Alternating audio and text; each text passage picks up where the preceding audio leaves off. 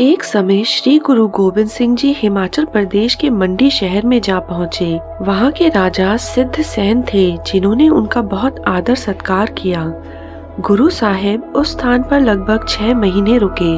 जब गुरु साहिब वहाँ से जाने लगे तो राजा सिद्ध सेन ने उनसे कहा, गुरु साहिब, आप यहाँ से चले जाएंगे तो यहाँ की हिफाजत कौन करेगा? राजा ने यह प्रश्न उस समय पूछा जब गुरु साहिब पानी में तैर रही एक हांडी पर निशाना लगा रहे थे।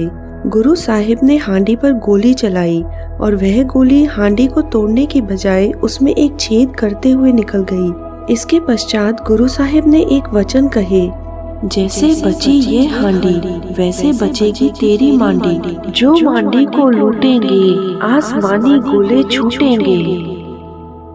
इस वचन का अर्थ था कि परमात्मा तेरी रक्षा करेंगे। गुरुजी के वचन सत्य हुए और औरंगजेब ने कभी भी मंडी शहर पर आक्रमण नहीं किया।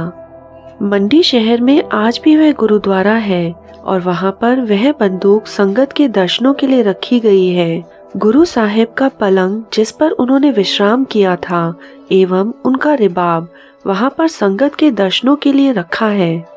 गुरु साहिब जब वहाँ गए थे तो एक चित्रकार ने उनकी फोटो बनाई थी, जो आज भी राज परिवार के लोगों के पास है, और उस फोटो की एक कॉपी गुरुजी के हस्ताक्षर के साथ संगत के दर्शनों के लिए रखी गई है।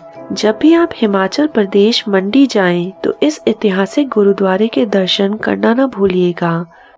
जनवरी माह चल रहा है। इसी पावन माह में सिखों के 10वें गुरु श्री गुरु गोविंद सिंह जी का जन्म पटना बिहार में हुआ। आज हम उन्हीं के बारे में सभी को उनके जीवन का एक किस्सा बताने जा रहे हैं, जिसे जानने की आपको इच्छा जरूर होती होगी। चिड़िया नाल जब बाज लड़ावा, ता गोविंद सिंह नाम कहावा। एक दिन गुरु गोविंद सिंह जी अम्बाला शहर के बाहर जा रहे थे। वहाँ एक बहुत बड़ा बाग था। उस बाग का मालिक एक पीर अमीरदीन था। उसके पास एक काला बाज था। जब गुरुजी उस बाग में पहुंचे तो उस समय पीर अमीरदीन भी वहां मौजूद था।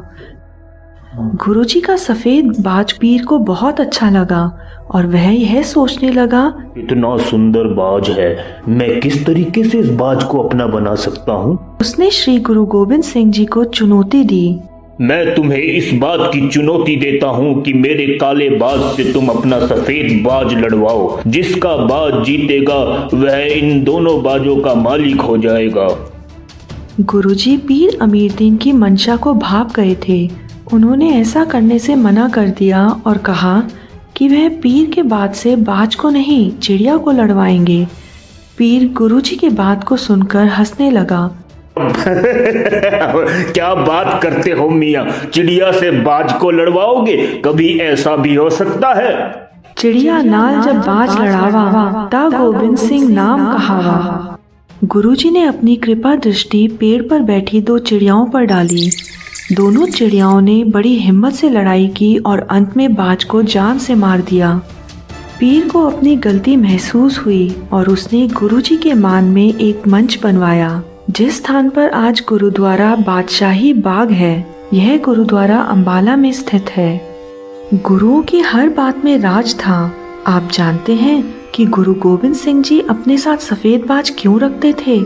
बाज अपने आप में एक खालसा का प्रतिनिधित्व करता है। आज हम आपको बताएंगे कि बाजा वाला अपने साथ बाज क्यों रखते थे। पहला, गुरुजी के सिंघों को कोई बांध नहीं सकता। वो या तो मरेंगे या मारेंगे, पर गुलाम नहीं बनेंगे। इस प्रकार बाज या तो आज़ाद रहेंगे या कैद में मर जाएंगे, परंतु अपनी आज़ादी के साथ समझौता नहीं करेंगे।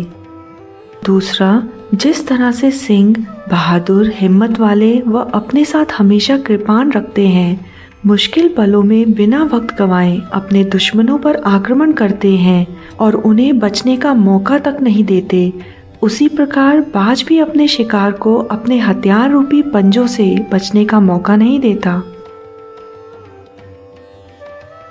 तीसरा, सिंह अपने हाथ किसी के सामने नहीं फैलाता। वह कर्म में विश्वास रखता है, मेहनत करेगा, मजदूरी करेगा, परंतु कभी मांग के नहीं खाएगा। उसी प्रकार बाज अपना शिकार खुद करता है। वह मुर्दाखोर नहीं होता, यानी वह किसी दूसरे के द्वारा मारे गए शिकार को कभी नहीं खाता। चौथा, गुरुजी के सिंह चाहे जितनी मर्जी ऊंचाई पर पहुंच जाएं, धन कमाएं, परंतु वह हमेशा नीवे रहते हैं, जमीन से जुड़े रहते हैं। सिंह मर्सिडीज में आएगा पर गुरुद्वारे के जोड़ाघर में सेवा करेगा। उसी प्रकार बाज उन पक्षियों में है जो सबसे ऊंचा उड़ सकते हैं, परंतु आसमान की ऊंचाइयों में वो जमीन की एक एक हरकत पर नजर रखते हैं। वह ऊंचाइयों में जमीन को नहीं भूलता जहां से वह आया है। पांचवा, गुरु के सिंह इंसानों से प्यार करते हैं। उनका प्यार किसी विशेष स्थान से नहीं होता। जहां उनकी जरूरत होती है वो अपनी सेवा देने वहां पहुंच जाते हैं। सिखों के जितने गुरु हुए वो हमेशा भ्रमण करते रहे ताकि ज्यादा से ज्यादा लोगों में अपने विचार पहुंचा सके। उसी प्रकार बाज को विशेष स्थान से प्यार नहीं होता। वह अपना कोई स्थायी घर नहीं बनाता। थोड़े समय किसी स्थान पर रहता है और फिर दूसरे स्थान की ओर कूच कर जाता है। छठा, गुरु के सिख आलसी नहीं होते। वह हमेशा लोगों की मदद करने के लिए तैयार रहते हैं। उसी प्रकार बाज हमेशा सतर्क रहता है। सातवां, धारा की दिशा में सभी चलते हैं, परंतु धारा के विपरीत दिशा में जो चलते हैं वो गुरु के सिंह होते हैं। जहाँ लोग डर के मारे अपने कदम पीछे कर लेते हैं, वहाँ सिंह अपनी जान की परवाह न करते हुए दुश्मनों से भिड़ जाते हैं। उसी प्रकार बाज भी हमेशा हवा के विपरीत दिशा में उड़ता है, जबकि और सभी पक्षी हवा के रुख की ओर उड़ते हैं।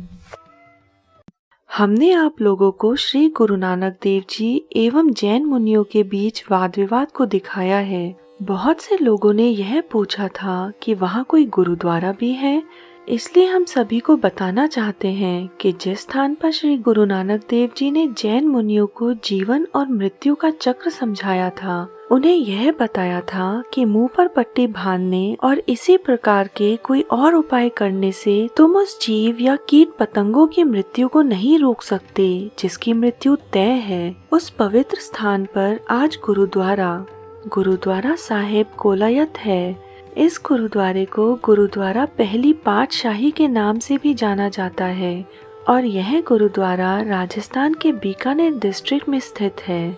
श्री गुरु नानक देव जी के पश्चात श्री गुरु गोविंद सिंह जी ने भी अपने चरण कमल इस स्थान पर रखे थे। गुरु गोविंद सिंह जी ने एक जफरनामा लिखा जिसे हिंदी में पत्र कहा जाता है। इस पत्र में 12 हिकायत थी जिन्हें कहानी भी कहा जाता है।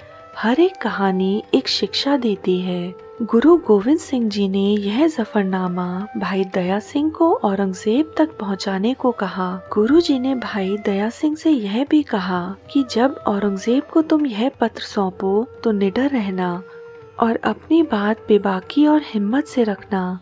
औरंगजेब ने जब गुरु गोविंद सिंह जी का जफरनामा पढ़ा तो उसे अपने जीवन में किए हुए सभी बुरे कर्मों पर बहुत पश्चाताप हुआ। इसलिए यह गुरुद्वारा श्री गुरु नानक देव जी और गुरु गोविंद सिंह जी की यात्रा के लिए जाना जाता है।